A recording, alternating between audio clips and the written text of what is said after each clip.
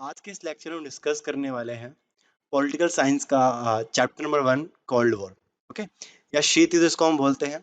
Chapter का नाम शीत युद्ध का दौर है, कोल्ड वॉर का एरा है। बीइंग आर्ट्स के स्टूडेंट होने के नाते आपको ये बात डेट आपको याद होनी चाहिए। कोई भी अगर आपसे पूछे तो आपको ये बात पता होनी चाहिए। 1945 टू 1991, तो ये जो डेट है ये कोल्ड वॉर एरा की डेट है। मतलब कोल्ड वॉर 1945 से लेकर 1991 तक चला था। 1945 से लेकर 1991 तक कोल्ड वॉर चला था। ये बात आपको ध्यान रखनी है। अच्छा, कोल्ड वॉर है क्या चीज, उसको हम एक बारी डिस्कस कर लेते हैं, देन फिर हम चलेंगे इसकी शुरुआत कैसे हुई, शीत युद्ध जो है उसकी शुरुआत कैसे होती है। देखो, जो कोल्ड वॉर है वो लड़ा गया था दो कंट्री के बीच में। ओके, दो कंट्री कौन कौन सी है एक बार उनको भी देख लेते हैं। देखिए, तो एक तरफ था पूंजीवाद, या पूंजीवाद को हम क्या बोलते हैं, कैपिटलिस्ट। कैपिटलिस्ट। इस मैप में आप देखो, जो ये ब्लू पोर्शन है, स्काई ब्लू या ब्लू पोर्शन है, ये सब कंट्री किसको फॉलो करती है, कैपिटलिज्म को फॉलो करती है। फॉर एग्जाम्पल मैं अगर एग्जाम्पल तो देखो, ये नॉर्दर्न अमेरिका है। नॉर्दर्न अमेरिका में ये कनाडा है, ये यूएसए है, ये मैक्सिको है, ठीक है, ये ब्राजील है। तो ये सब कंट्री किसको फॉलो करती है, ये फॉलो करती है कैपिटलिज्म को फॉलो करती है। यहाँ पे आप देखो, ये यूरोपियन कंट्री है। तो यूरोप भी दो हिस्सों में डिवाइड था। एक ये जो लाल आप मार्क में जो लाइन मार्क कर रहा हूँ, इसमें बेसिकली यूरोप के दो हिस्से थे। ये वेस्टर्न यूरोप है और ये क्या है, ईस्टर्न यूरोप। वेस्टर्न यूरोप में आप देखो, ये आपका स्पेन हो गया, ओके, ये आपका फ्रांस हो गया, ये आपका ब्रिटेन हो गया। तो ये कंट्री इस तरीके से वेस्टर्न मतलब कैपिटलिज्म की तरफ थी, पूंजीवाद की तरफ थी। और जो यहाँ पे लाल पोर्शन आपको दिख रहा है, ये यूएसएसआर था, ठीक है, जिसको हम क्या बोलते हैं, इनको बोलते हैं साम्यवादी देश। इनको साम्यवादी देश बोला जाता है हिंदी में, और इंग्लिश में इनको क्या बोलते हैं, communism, communist country. Communist country बोले, सोवियत यूनियन बोले, या यूएसएसआर बोले, तो ये एक ही नाम है। यूएसएसआर की फॉर्म क्या है, union Soviet socialist Republic. Okay, union Soviet socialist Republic. तो इस तरीके से ध्यान रखना। तो कोल्ड वॉर दो कंट्री के बीच में लड़ा गया था। एक तरफ था यूएसए और एक तरफ था यूएसएसआर। मतलब जो कंट्री कैपिटलिज्म को फॉलो करेगी, जो कंट्री पूंजीवाद को फॉलो करेगी, तो उसको हम क्या बोलेंगे, उनको बोलेंगे हम कैपिटलिस्ट कंट्री या पूंजीवादी देश। और जो कंट्री साम्यवाद को फॉलो करेगी या कम्युनिज्म को फॉलो करेगी, उसको हम क्या बोलेंगे, कम्युनिस्ट कंट्री। अच्छा, इसमें मैं आपको इसके लिए वैसे सेकंड चैप्टर में हम डिस्कस करेंगे अच्छे से, कैपिटलिज्म और कम्युनिज्म में क्या डिफरेंस है, what is difference between communism और कैपिटलिज्म। इस वीडियो लेक्चर में फिलहाल हम इतना समझ लेते हैं, बेसिक अंतर यही होता है कि जो कैपिटलिज्म होता है, जो पूंजीवाद होता है, इसके अंदर जो मार्केट के अंदर पावर होती है वो किसी इंडिविजुअल व्यक्ति या इंडिविजुअल ग्रुप के हाथों में होती है। ठीक है, मतलब यहाँ पे प्राइवेटाइजेशन बहुत होता है, प्राइवेट कंपनीज होती है, ठीक है, प्राइवेट लोगों के घर होते हैं, ये सब चीजें मतलब मोस्टली चीजें प्राइवेट होती हैं मतलब।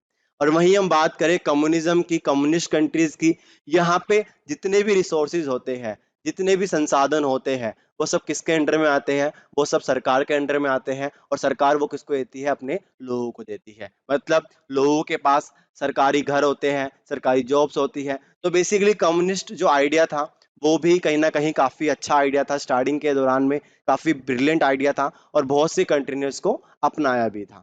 ओके, तो यही आइडियोलॉजिकल डिफरेंस था। ठीक है, कुछ बातें और ध्यान रखना, जो पूंजीवादी ग्रुप है उसको हम कैपिटलिस्ट तो बोलते ही बोलते हैं, इसको हम वेस्टर्न ग्रुप भी बोलते हैं, वेस्टर्न ग्रुप। और इनका लीडर कौन था, यूएसए।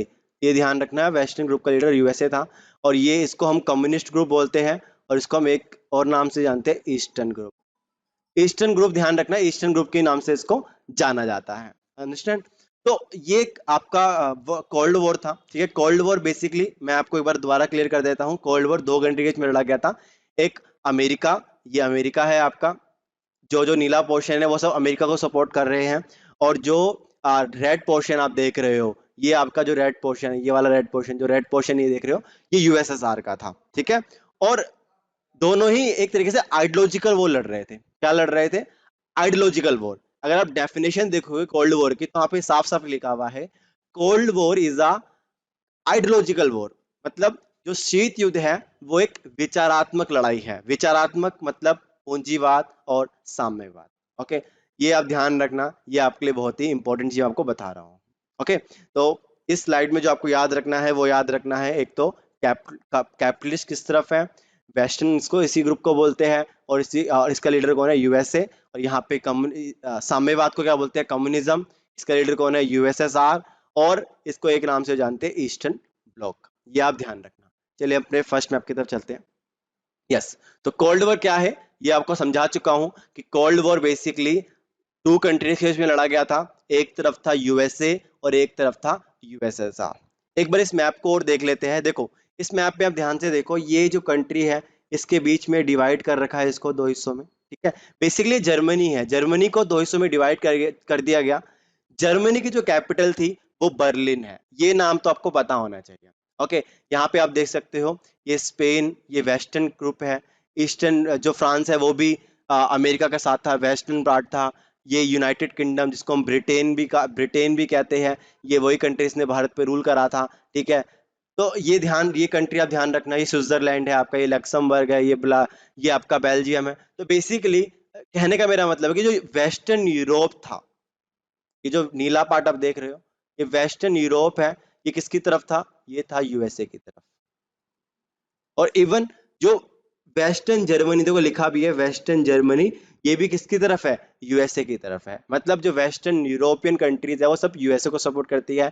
और जो ईस्टर्न कंट्रीज है वो किसको सपोर्ट करेगी, यूएसएसआर को, क्योंकि इनकी आइडियोलॉजी क्या है, ये सब कम्युनिस्ट को फॉलो करते हैं, सब कम्युनिज्म को फॉलो करते हैं, साम्यवाद को फॉलो करते हैं। ओके, तो कम्युनिज्म, साम्यवाद, कैपिटलिज्म, पूंजीवाद। ठीक है, तो शीत युद्ध क्या है, एक आइडियोलॉजिकल वॉर है, एक विचारात्मक लड़ाई है जो लड़ी गई थी यूएसए और यूएसएसआर के बीच में 1945 टू 1991। ये बात आप ध्यान रखना, ये आपके लिए बहुत ज्यादा इंपॉर्टेंट है। ओके, अब एक एग्जांपल से आपको समझाता हूँ। कोल्ड वॉर में बेसिकली क्या हो रहा था, ये वेपन से नहीं लड़ रहे थे, ये एक तरीके से अपनी आइडियोलॉजी से लड़ रहे थे। एक कंट्री दूसरी कंट्री को कहीं ना कहीं नीचे दिखाना चाह रहा था, अपने आप को सुप्रीम बनाने के लिए उन्होंने डिफरेंट डिफरेंट काम करा। फॉर एग्जाम्पल जैसे यूएसए है, इसने अपना एक मिलिट्री ग्रुप बना लिया था जिसको हम नाटो बोलते हैं। नाटो को हम डिस्कस करेंगे फर्दर वीडियो में। ठीक है, नाटो को इसने नाटो बना लिया, तो यूएसएसआर ने सोचा कि भाई ये तो मेरे लिए थ्रेटन है, तो मुझे कुछ करना पड़ेगा। तो यूएसएसआर ने क्या बनाया, यूएसएसआर ने बनाया वार्सो। तो मेरा कहने का मतलब आपका ये है कि ये जो डिफरेंट डिफरेंट कंट्रीज थी, ये डिफरेंट डिफरेंट मिलिट्री, ये डिफरेंट डिफरेंट काम कर रहे थे एक दूसरे को अपोज करने के लिए, एक दूसरे को नीचा दिखाने के लिए। ओके, तो ध्यान रखना कोल्ड वॉर में दो कंट्री, एक तरफ यूएसए है और वहीं दूसरी तरफ क्या है, यूएसएसआर है। अंडरस्टैंड। चलिए आगे बढ़ते हैं।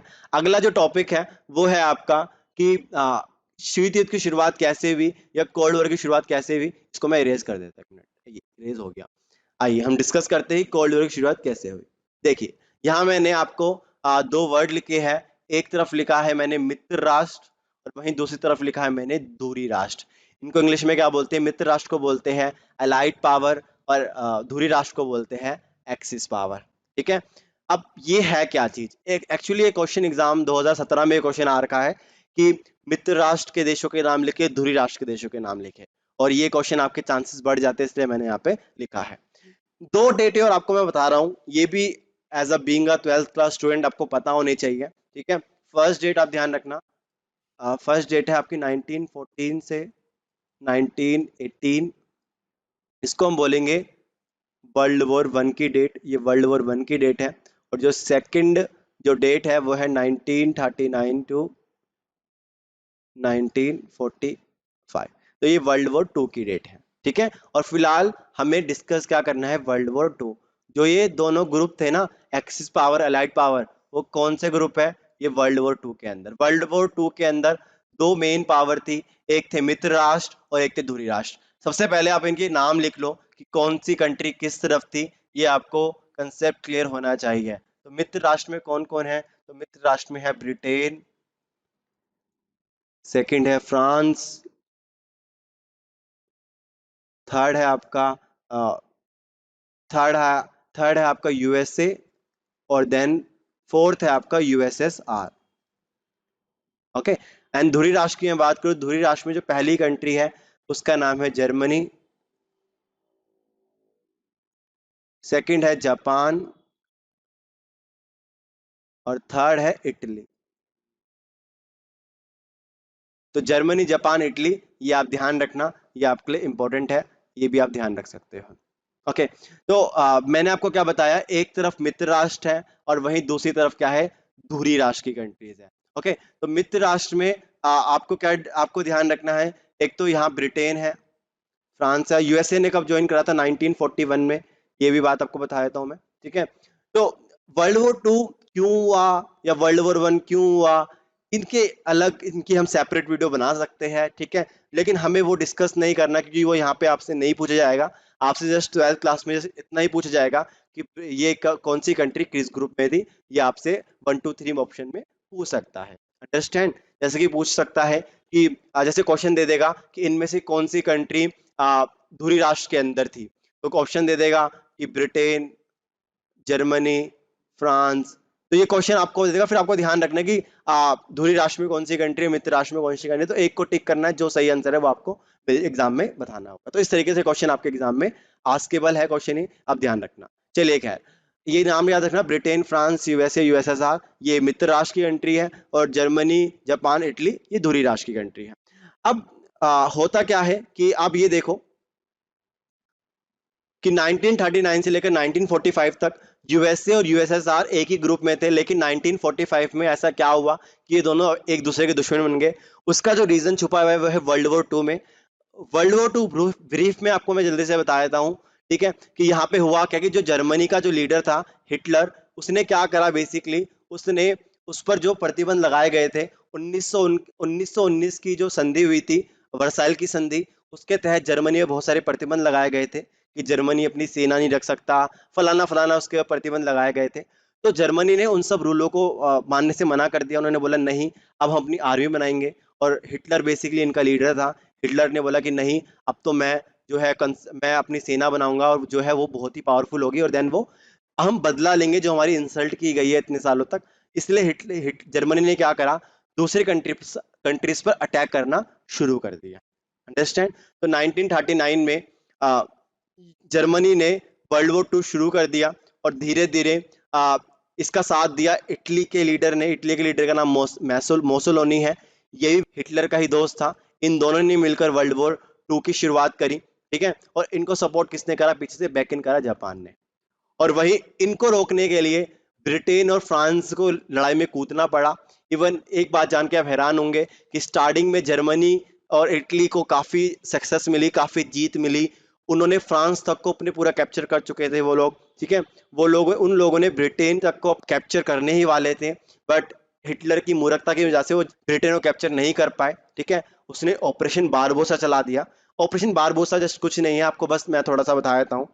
ऑपरेशन बारबोसा के तहत क्या था कि जर्मनी और यूएसएसआर ने एक ट्रीटी साइन कर रखी थी। उस ट्रीटी में ये बोला गया था कि जर्मनी जो है वो यूएसएसआर पे हमला नहीं करेगा। लेकिन जर्मनी को लगा कि हम यूएसएसआर को हरा देंगे, इसीलिए जब उसने यूएसएसआर पे हमला करा, उसी को बोलते हैं ऑपरेशन बारबोसा।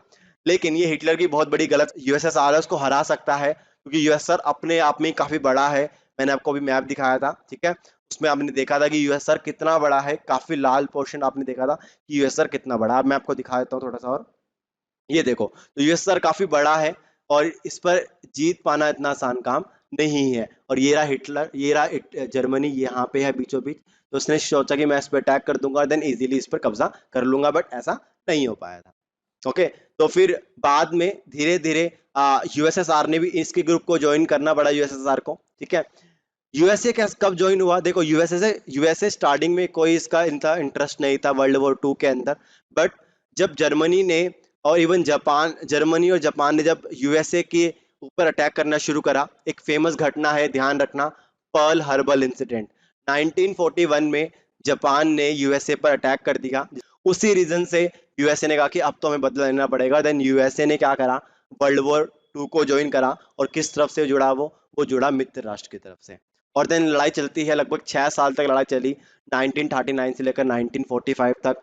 बहुत से लोग मारे गए, लाखों करोड़ों लोग मारे गए, बहुत से लोग घायल भी हुए, काफी सारी जो है इसमें बैटल लड़ी गई, और फाइनली जीत किसकी हुई? मित्र राष्ट्र की हुई। लेकिन जीत जो थी वो किस तरीके से मिली उसको हम देख लेते हैं एक बारी। तो 1945 तक आते आते जो हिटलर था उसकी हालत कमजोर हो चुकी थी, और इवन हिटलर ने खुद ही अपने आप को मार दिया था, और मोसोलोनी भी, इसने भी अपने आप को सुसाइड कर लिया था बेसिकली। इन्होंने बेसिकली हिटलर की तो हत्या, मोसोलोनी की तो हत्या कर दी गई थी, लेकिन हिटलर ने तो खुद ही सुसाइड कर लिया था। अब रही बात जापान की। जापान एक काफी पावरफुल कंट्री था। ये बेसिकली बहुत सी कंट्रियों पे अटैक कर रहा था, और इवन साउथ एशिया, जो साउथ ईस्टर्न एशिया है, जैसे कि आपका जो ये वाला पार्ट है, ठीक है, या मैप में देखो, जो ये वाला पार्ट है बेसिकली वियतनाम, ये सब कंट्री जो है, इन पर भी उसने अटैक करना शुरू कर दिया था। इवन उसने नॉर्थ कोरिया, साउथ कोरिया का अपने कब्जे कब्जे में ले लिया। ये जापान की लोकेशन है। अब मैं आपको बताता हूँ, ये जापान है, ठीक है। तो जापान ने क्या करा था basically, north Korea, south Korea को अपने कब्जे में ले लिया था, यहाँ पे वियतनाम को अपने कब्जे में ले लिया था, चाइना पे अटैक कर दिया था। ओके, तो मतलब जापान धीरे धीरे इस रीजन में काफी बड़ा चढ़कर भाग ले रहा था, और उसने इन सब कंट्रीज को अपने अंडर में ले लिया था। तो जापान को रोकना क्या था, बहुत ज्यादा जरूरी था। तो जापान को रोकने के लिए यूएसए ने प्लान बनाया कि हम इसके ऊपर हम न्यूक्लियर अटैक करेंगे, क्योंकि 1945 तक आते आते यूएसए के पास परमाणु हथियार थे। जो यूएसए था, उसके जो साइंटिस्ट थे ओपनहाइमर, उन्होंने परमाणु बम बना लिया था, और उन्होंने डिसाइड करा कि देन नाउ टाइम आ चुका है जापान पर परमाणु बम से हमला किया जाए। और वो बहुत ही ज़्यादा बैड इंसिडेंट था।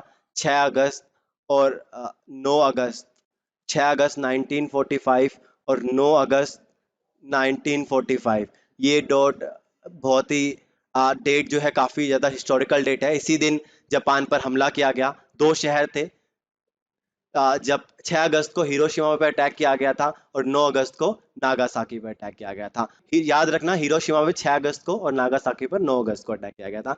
और इसी हमले के बाद जापान को सरेंडर करना पड़ा, और 15 अगस्त 1945 ये हिस्टोरिकल डेट है जिसके तहत जो जापान था उसने सरेंडर कर दिया। और वो जो न्यूक्लियर अटैक थे वो इतने खतरनाक थे कि आज भी जापान को उसका बेसिकली सामना करना पड़ रहा है। आज भी इसका हमें रिएक्शन देखने को मिलता है।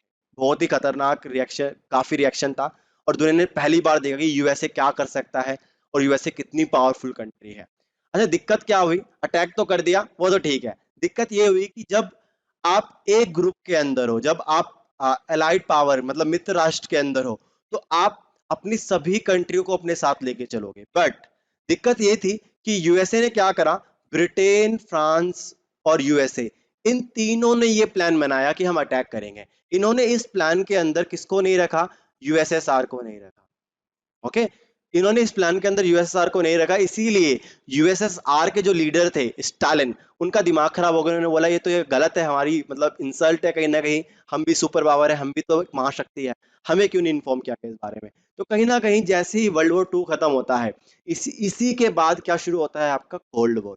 और ये कोल्ड वॉर होने का सबसे मेन रीजन था न्यूक्लियर बम का जो रहस्य था, जो सीक्रेसी यूएसए ने छुपाई गई थी किससे? यूएसएसआर से। वो कहीं ना कहीं कोल्ड वॉर का असली रीजन था। ठीक है, फ्रैंकलिन रूजवेल्ट जो थे वो ब्रिटेन के राष्ट्रपति थे, सॉरी यूएसए के राष्ट्रपति थे फ्रैंकलिन रूजवेल्ट, उन्होंने यूएसएसआर से ये बात नहीं शेयर करी। ओके, ब्रिटेन के विंस्टन चर्चिल, ये काफी विंस्टन चर्चिल, वही विंस्टन चर्चिल जिन्होंने बंगाल में फेमाइन लाए थे इंडिया के अंदर।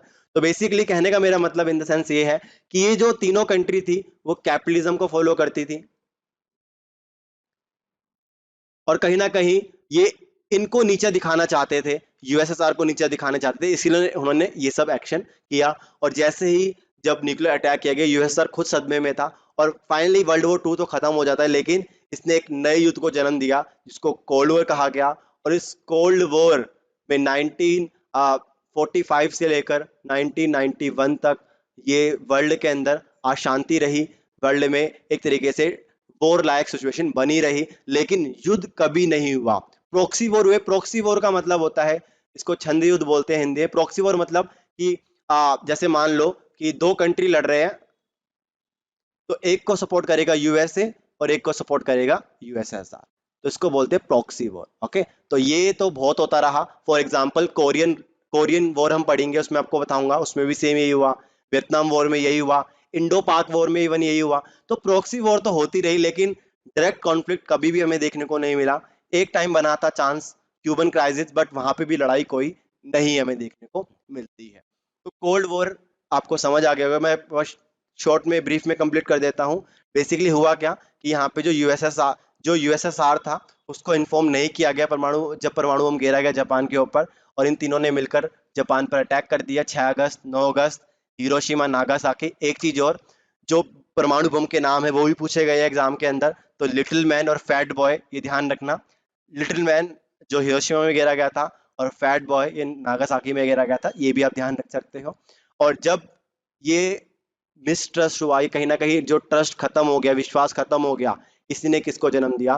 कोल्ड वॉर को जन्म दिया। ओके, तो इसीलिए कोल्ड वॉर को शुरू करने से पहले हमें इसके हिस्ट्री को जानना बहुत इंपॉर्टेंट है। अगर आपको हिस्ट्री नहीं पता होगी तो कोल्ड वॉर समझने में आपको प्रॉब्लम हो सकती है। इसलिए मैंने कोशिश करी फर्स्ट लेक्चर में आपको थोड़ा कंसेप्ट क्लियर कर दूं कि मित्र राष्ट्र कौन थे, दूरी राष्ट्र कौन थे, क्यों इनके बीच में कॉन्फ्लिक्ट हुआ। ये मेरा मेन पर्पस था। आई होप आपको समझ आ गया होगा। नहीं समझ आ गई तो मुझे आप प्लीज़ कमेंट करके बताएं, मैं आपकी जो इंक्वायरीज है उसको सॉल्व करने की कोशिश करूंगा। आज के लिए इतना ही। Thank you.